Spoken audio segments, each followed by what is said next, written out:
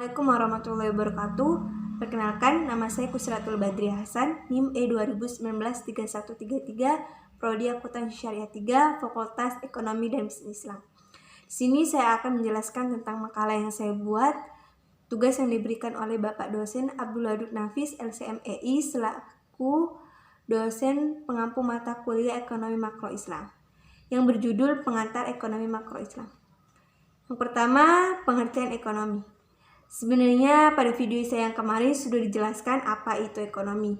Nah, di video kali ini saya akan sekilas menjelaskan sedikit lagi apa itu ekonomi. Kata ekonomi itu berasal dari bahasa Yunani, yaitu oikos dan nomos. Oikos artinya rumah tangga, sedangkan nomos artinya suatu tatanan, peraturan ataupun hukuman. Jadi apabila digabungkan dan disimpulkan, ekonomi itu artinya pengelolaan suatu rumah tangga.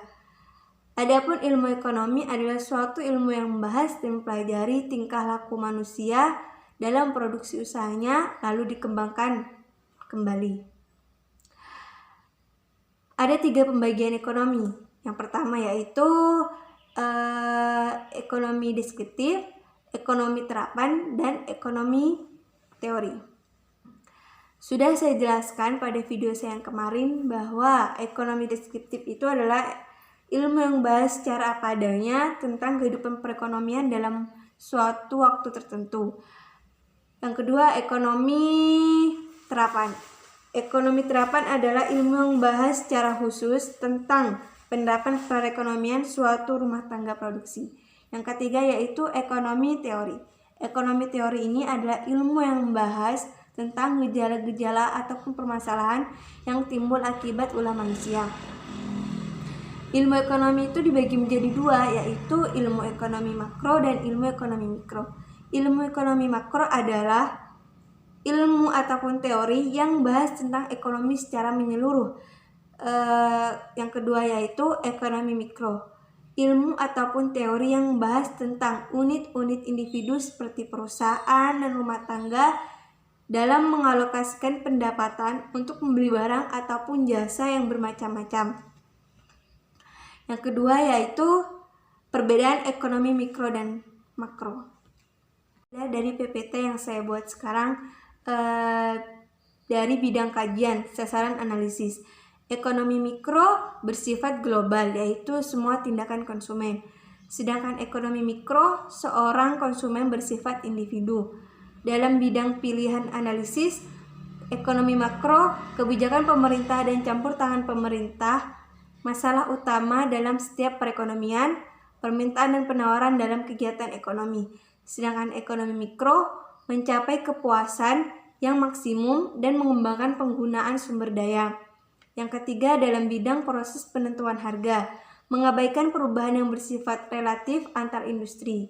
Sedangkan ekonomi mikro tertuju pada suatu industri dan industri lain dalam keadaan tertentu.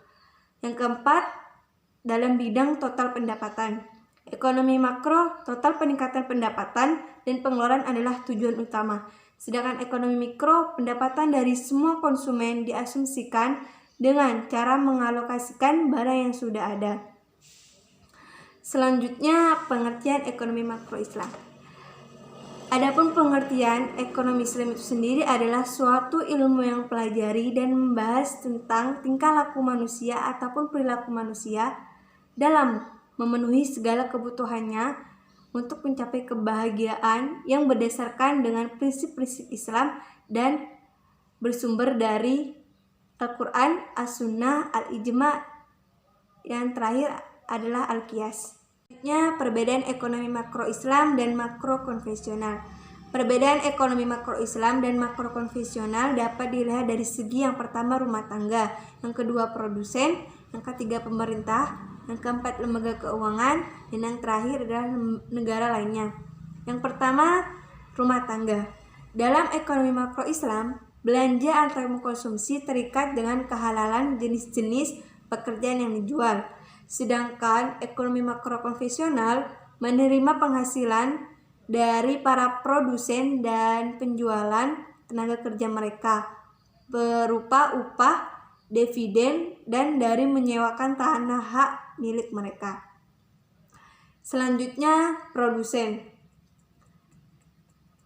Dalam ekonomi Islam, memproduksi dan menjual barang atau jasa harus berupa barang ataupun jasa yang halal. Sedangkan dalam makro konvensional, memproduksi barang atau jasa sebagai supplier di pasar barang. Selanjutnya, pemerintah.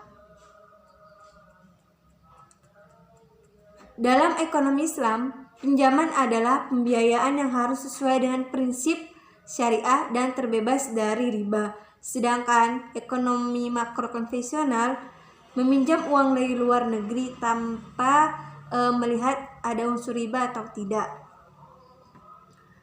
Yang keempat, lembaga lainnya. Dalam ekonomi Islam, kredit berarti pembayaran secara syariah dan bebas riba. Sedangkan dalam makro konvensional menyediakan kredit dan uang giral sebagai supplier dalam pasar uang. Yang kelima yaitu negara lainnya. Dalam ekonomi Islam, barang impor terikat dengan status kehalalannya. Sedangkan dalam makro konvensional menyediakan kebutuhan barang impor sebagai supplier di pasar barang. Selanjutnya, fikih ekonomi makro Islam dengan riba dan zakat. Fikih riba. Riba secara bahasa adalah tambahan, naik, bertambah. Secara istilah, riba berarti mengambil keuntungan dari hasil perekonomian seperti investasi, penjualan, dan lainnya. Yang kedua yaitu fikih zakat. Fikih zakat secara bahasa artinya suci, tumbuh, berkah. Sedangkan menurut istilah zakat adalah sedekah yang diwajibkan dalam agama Islam terhadap harta yang kita miliki agar diberikan kepada orang yang berhak menerimanya. Mungkin itu saja presentasi dari saya. Kurang lebihnya mohon maaf. Wassalamualaikum warahmatullahi wabarakatuh.